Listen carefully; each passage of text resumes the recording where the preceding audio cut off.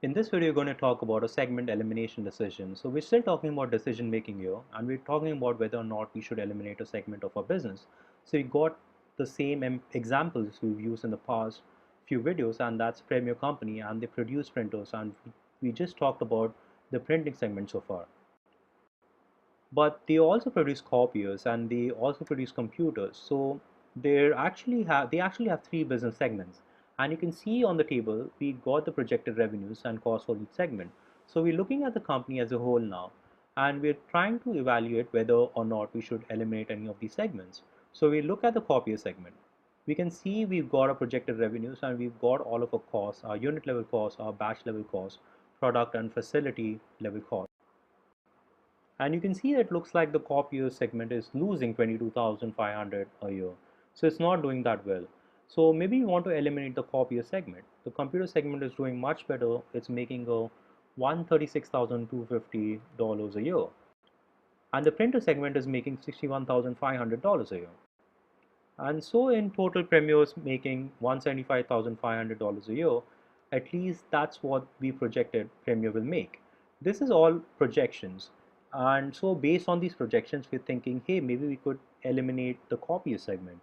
Maybe, and this maybe would increase our income if we eliminate the copier segment. But the problem with this is probably just looking at it. I mean, we see that we are evaluating the decision using relevant and irrelevant information. Remember, if we eliminate the copiers, we want to focus on just the differential revenues, what revenues we will lose rather. And we also want to focus on just the cost that we'll actually avoid. The problem with that is probably just looking at it that way is that we are evaluating this decision using relevant and irrelevant information. Remember, if we eliminate the copiers, we want to focus on just the differential revenues, what revenues we will lose rather. And we also want to focus on just the cost that we'll actually avoid. So let's kind of go through the copy segment and see what we lose and what we'll gain if we eliminate the segment. So if we eliminate the copy segment, we're definitely going to lose $550,000 in projected revenues, and that's not a good thing. But if you're going to avoid some, but we are going to avoid some costs. We're going to avoid all of these unit level costs, the material, labor, and overhead costs.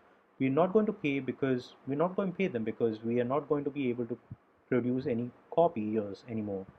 We're going to avoid the batch level costs because the assembly setup and material handling that will all be eliminated as well. So we'll avoid that cost. Product level cost, we don't have to design copies anymore, so we don't have to have the production manager anymore, and we can get rid of him.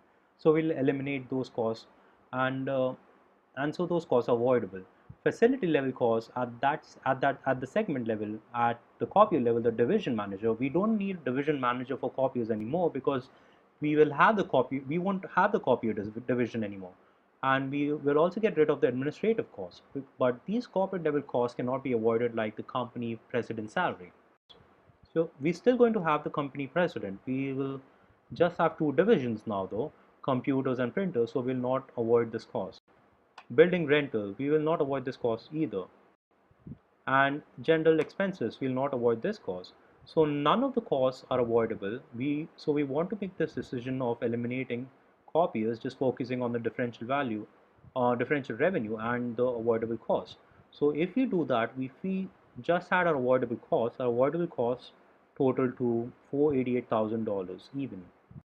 And so you total all this cost here and you get $48,000. So 550,000 minus 488,000 gives us not a loss of $22,250, but a gain or an income of $62,000. So we look at just our differential revenue in our avoidable costs, and you can see that eliminating the copier division will actually lose $62,000 in income. So it's not a good idea to eliminate the division. We should keep it. We will actually lose $62,000 by eliminating it. There's also other qualitative issues. This is just a quantitative analysis, but if you want to look at other qualitative issues, it may be that our customers that like to come to us to buy computers and printers also like to buy copies from us. Like they have to have everything all in one store. And if we eliminate copiers, and they may go to another store for copiers, and then they go to that store, if they go to that store, they might as well buy the computer and printer there as well.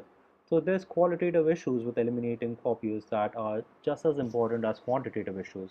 But even from a quantitative perspective, in this example, it doesn't look like it's going to pay to eliminate copiers. And we're actually going to lose $62,000 if we eliminate the copier division.